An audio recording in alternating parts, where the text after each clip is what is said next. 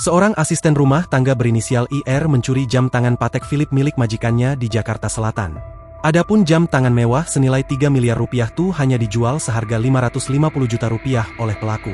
Peristiwa itu terjadi di sebuah apartemen di kawasan Kebayoran Lama, Jakarta Selatan, Jumat, 14 Maret 2025. Momen saat pelaku pergi meninggalkan TKP dan membawa kabur jam tangan mewah milik korban pun sempat terekam CCTV di lobi apartemen. Kanit Resmob Satreskrim Polres Metro Jakarta Selatan, AKP Bima Sakti mengatakan, pelaku yang merupakan seorang wanita berinisial IR mencuri jam tangan merek Patek Philippe. Kerugian kurang lebih 3 miliar rupiah, di mana pelaku ini berinisial IR yang merupakan ART dari pemilik rumah tersebut atau korban, kata Bima, Senin, 24 Maret 2025. Modus pelaku saat melakukan pencurian yaitu menukar jam tangan asli milik korban dengan jam tangan palsu atau KW. Bima mengungkapkan, pelaku menunggu majikannya lengah ketika menukar jam tersebut.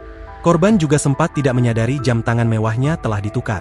Tapi setelah dilihat oleh korban, ternyata jam atau barang tersebut diganti oleh pelaku dan disadari oleh korban. Lalu di sini korban membuat pengaduan atau laporan polisi di Polres Jakarta Selatan, ungkap Bima.